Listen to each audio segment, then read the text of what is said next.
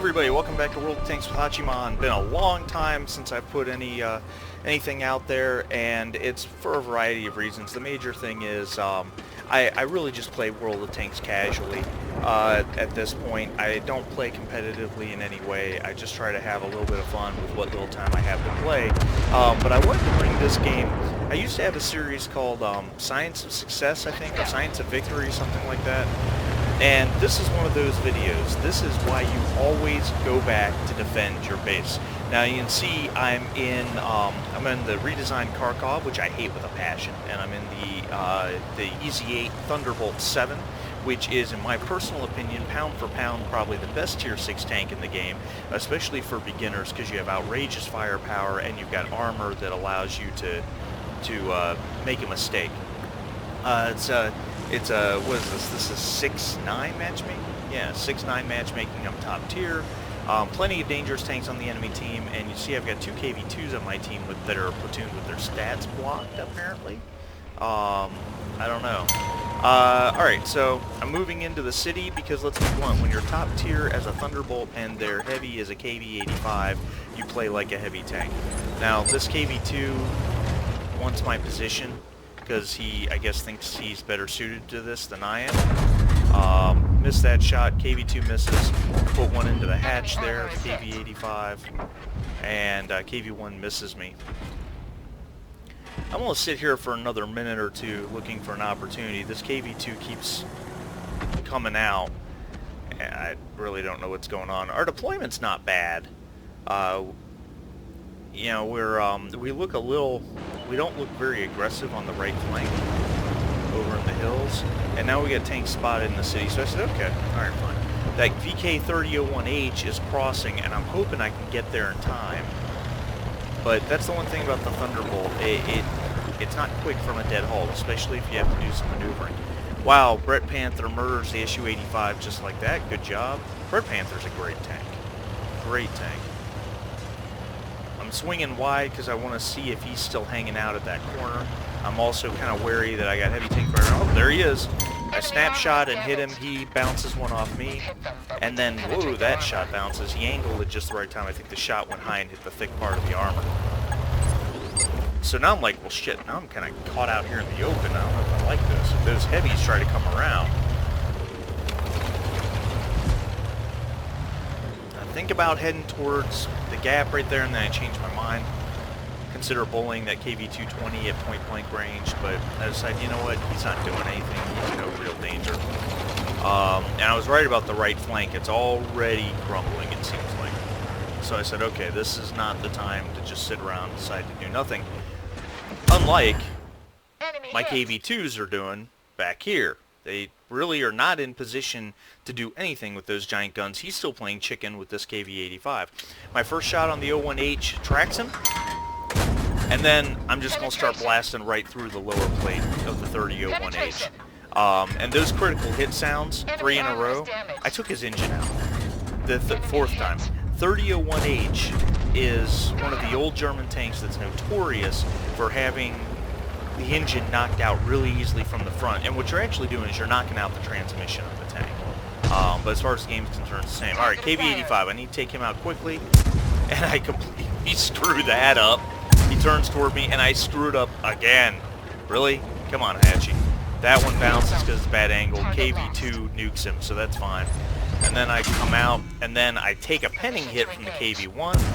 Alright, now, I will admit, I switched to premium here, and the reason why is because my base is about to completely collapse. I cannot afford to bounce a single round off this KV-1. He gets hit hard by the KV-2, which allows me to knock the KV-1 out and 2 more shots. KV-1 never penned another round off me. I'm already up to 1,300 damage, and I've got 2 kills.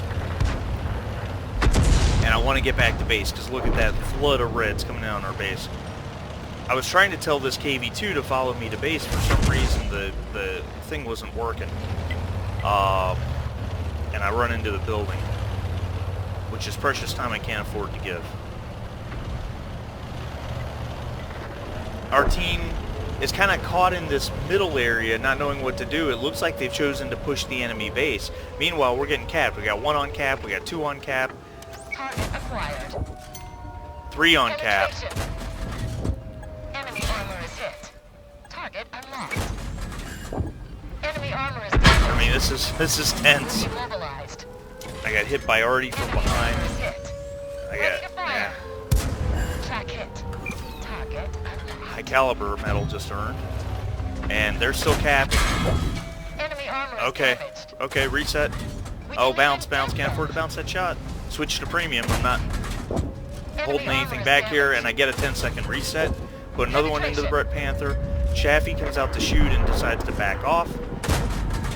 That shot goes low and really misses anything important. Put one into the Chaffee. Still 8 seconds before they cap. Kill the Brett Panther, getting a reset and dropping into 2 capping tanks. 8 IKV, finish him off, knocking them down to 1 capping tank, and now it's a T-34S, which I switch back to standard ammo, and I'm not worried about him pinning me at all.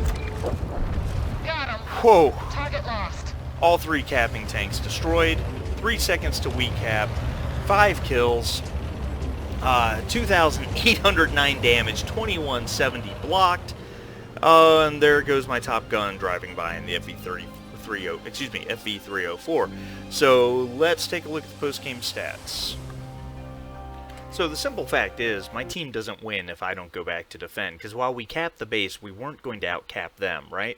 There's just no way of stopping that. So looking at the post-game stats here, Ace Tanker Mastery Badge, the Steel Wall, as well as the Defender Medal. Now, game thought I won a high caliber. Someone else must have done more damage. We'll look at that in a minute.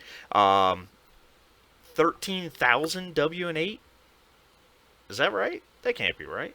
There's no way that's right. Hold on. Maybe I'm reading this wrong. Let's take a look here.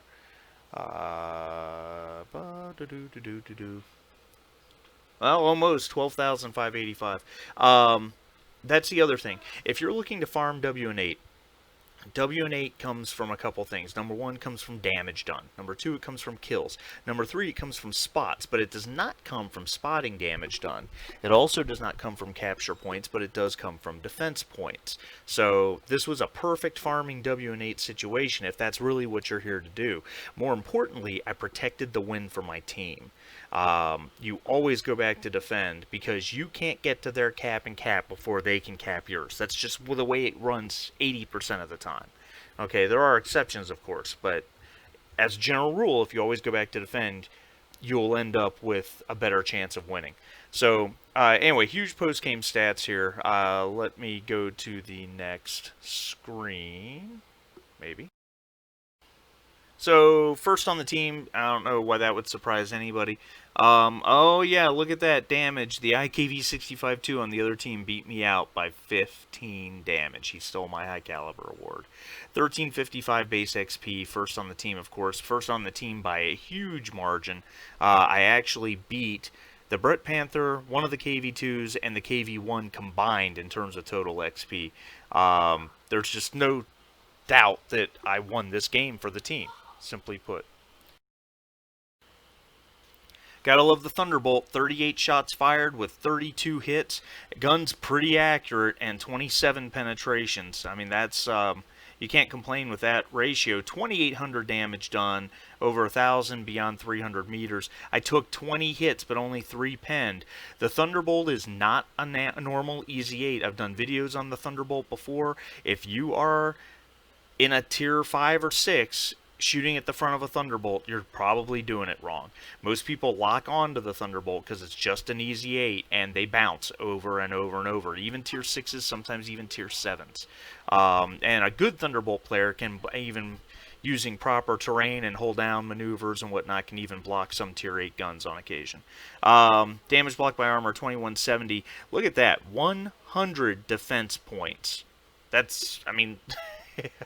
Yeah, 749 assist damage. With completion of missions, I made a profit of 90,000 credits and earned a huge, ridiculous amount of XP, as well as a lot of bonds. I completed all 3 of my daily missions on this one game. So, anyway, I hope you guys enjoyed the battle. I hope you'll like and share this with people, and maybe I'll make some more content in the future.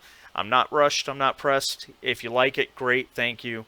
And if not, well, whatever. Go watch Quickie Baby.